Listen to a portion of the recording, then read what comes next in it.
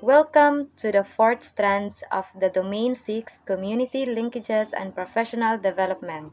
But before we were going to discuss the main topic, we will introduce first the lesson objectives. First is we will be able to analyze the importance of school policies and procedures. Then, we will be able to observe how school policies and procedures are implemented. And lastly, we will be going to analyze how school policies and procedures are developed. What are school policies and procedures?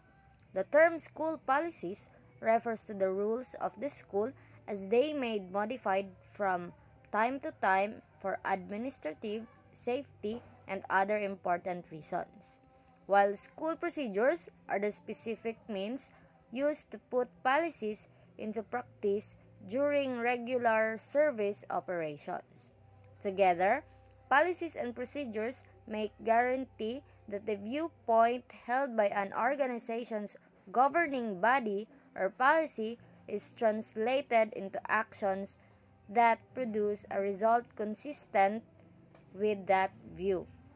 In conclusion, school policies and procedures are characterized as a school's established standards for a particular norms and behaviors. Next, we have the importance of school policies and procedures.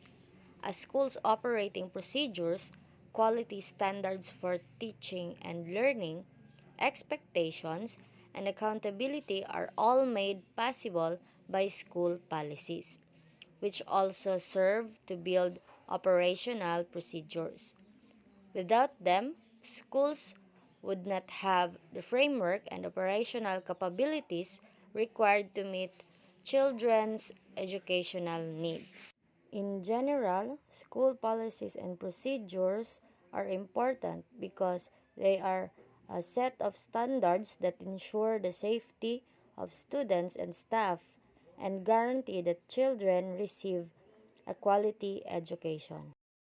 And now, after hearing the meaning and the importance of the school policies and procedures, you are wondering how you will going to implement the school policies and procedures. So in implementing the policies and procedures, first is you should explore and plan. You should plan on how you are going to implement that policy or those policies and procedures nga imong na-develop. And then, you should consult the teachers, students, parents, community members, and other stakeholders of the school if they understand the importance why those policies and procedures are developed, then ask them if it is okay or not. Also, through consultation, it helps to achieve more effective policies and procedures and is a greater motivation for the people in school to follow them.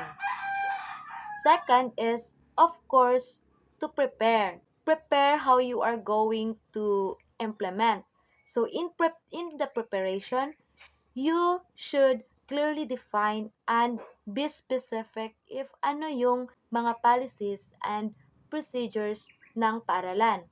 Dapat maikli at malinaw para maintindihan ng lahat.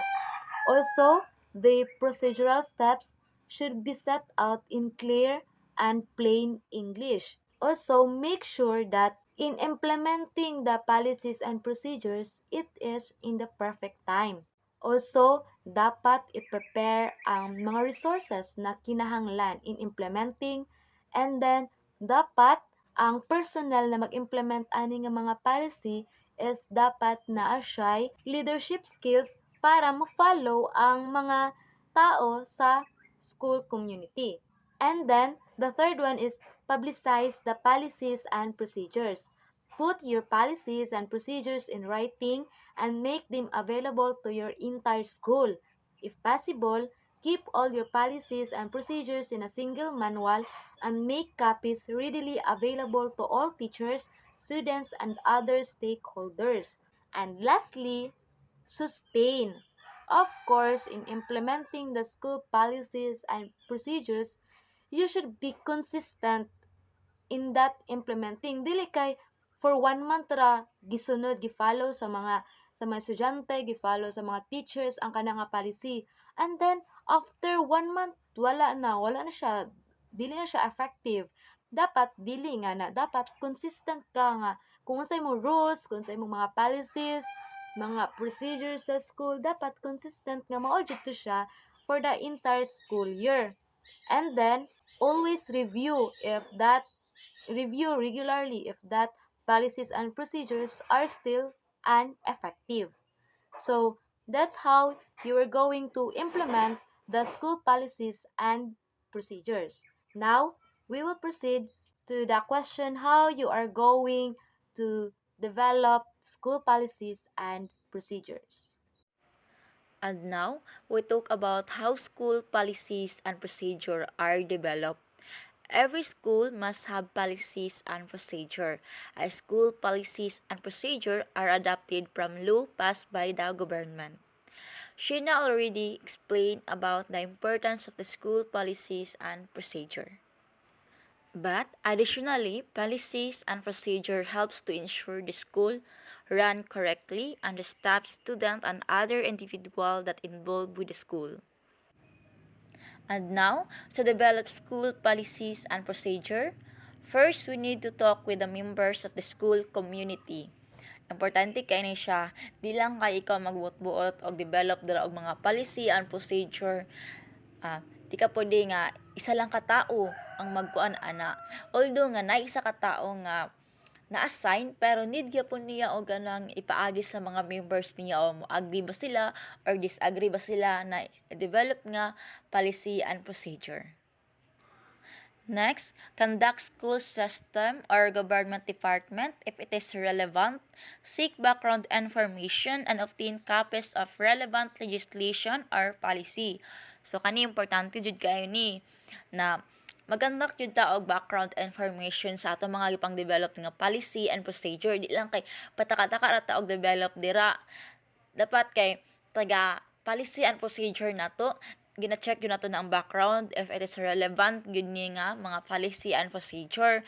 Di kay taka-taka lang ta og mga develop na kanang gipang appeal ng mga unnecessary na mga procedures and policy. And last, talk to other schools who have developed similar policy. Kani importante po din siya, isa sa mga importante nga dapat bago ta mag-develop og policy or procedure, nakabalot ta nga naay mas nauna pa ana. Dapat kay nakipag-istorya ta sa ilaha or mananghid ba ta sa ilaha. For example, kanang inani nga na kayo na-observe nga policy and procedure sa laing school nga effective siya. So, ayun kasi yung kagalingon, why not nga i-apply nimo dito sa school nimo kung asa ka na-assign, di ba? Dili lang ka nang i-apply na nimo or i-develop na nimo dito sa school nimo kung asa ka na-assign. Dapat kung asa to nimo nakita or na-observe, dapat mag-ask kag permission or makipag-istorya kanila about sa imong i-develop nga school policies and procedure.